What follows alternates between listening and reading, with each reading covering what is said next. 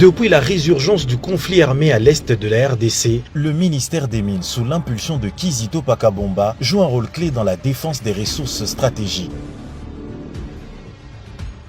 Face au pillage orchestré par le M23 soutenu par le Rwanda, une série d'actions fortes a été menée pour couper les circuits financiers, alimentant la rébellion et renforcer la souveraineté minière du pays. Le 8 novembre 2024, à la conférence internationale sur la région des Grands Lacs, CIRGL, en sigle, à Djouba au Sud-Soudan, le ministre des Mines a marqué le retour actif de la RDC après 7 ans d'endettement en régularisant les cotisations du pays. Il plaide pour une application rigoureuse des outils de traçabilité et de certification des ressources naturelles, insistant sur des réformes pour mettre fin à l'impunité. La RDC s'engage aussi dans l'initiative régionale contre l'exploitation illégale des ressources naturelles. Le 12 février 2025, Kizito Pakabomba classe les sites miniers de Massissi et Kaléé en sites rouges, interdisant leur exploitation pour assécher les sources de financement du M23. En fait, ce sont des territoires pour lesquels l'exploitation et la commercialisation des minerais est maintenant interdite. Pourquoi?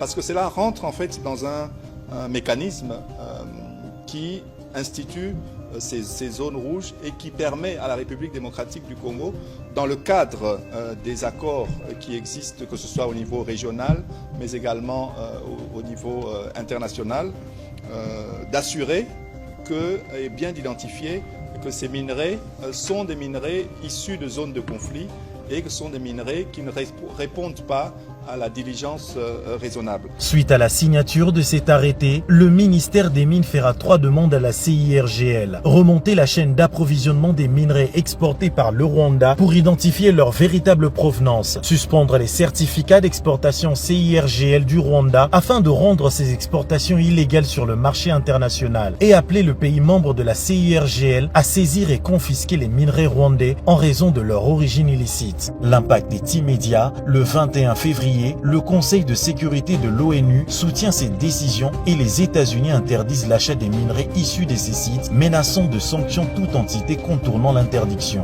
Un peu plus tôt, du 3 au 6 février 2025, lors de l'African Mining Indaba, Kizito Pakabomba expose le blanchiment minier organisé par le Rwanda qui enregistre une production nationale des minerais illégalement extraits en RDC. Ils appliquent une traçabilité qui commence au traitement, pas à l'extraction, favorisant ainsi le blanchiment de nos ressources pillées en RDC, a dénoncé le ministre. Depuis l'occupation de plusieurs zones minières par le M23, la production rwandaise a inexplicablement augmenté, un indice réfutable du pillage en cours. Il appelle à un contrôle de l'extraction et non seulement lors du raffinage. 443 voix pour, 4 voix contre. La résolution dite sur l'escalade de la violence dans l'est de la RDC. Le 15 mars 2025, l'Union européenne sanctionne des dirigeants du M23, des officiers de l'armée rwandaise et un certain Francis Kamandi, chef du Rwanda Mine, Petroleum and Gas Board et Gasabo Gold Refinery, plateforme de blanchiment d'or congolais. Par ailleurs, le ministre des Mines en avait fait mention lors de son dernier briefing en compagnie du ministre de la Communication et des Médias, Patrick Muyaya. Ces sanctions sont les fruits d'une offensive diplomatique. Dès décembre 2024, lors de la Raw Materials Week en Belgique, le ministre des Mines avait rencontré l'Union européenne pour dénoncer la complicité internationale dans le commerce des minerais des conflits, exigeant une diligence accrue et une traçabilité renforcée. Lors de cet événement, le ministre a également rencontré les hauts cadres de l'Union européenne, parmi lesquels M. Joseph Sikela, commissaire européen aux partenariats internationaux pour le lancement de la feuille de route RDC-Union européenne, renforçant ainsi la coopération entre la RDC et l'Europe sur les ressources naturelles et la gouvernance minière.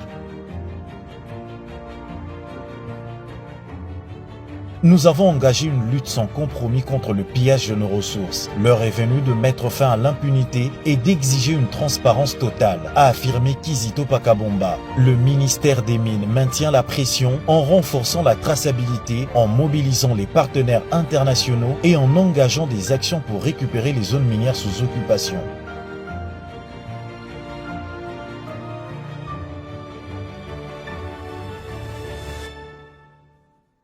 Avec ces mesures, la RDC affirme sa souveraineté et se positionne comme un acteur clé du secteur minier africain et mondial. Un combat déterminé, conduit sous l'autorité du ministre Kizito Pakabomba, en soutien total au président de la République démocratique du Congo, Félix Antoine Tshisekedi Tshilombo, et à la première ministre Judith Suminwa pour protéger les richesses du pays et mettre fin à la prédation. Le message est clair, le temps de l'impunité est révolu.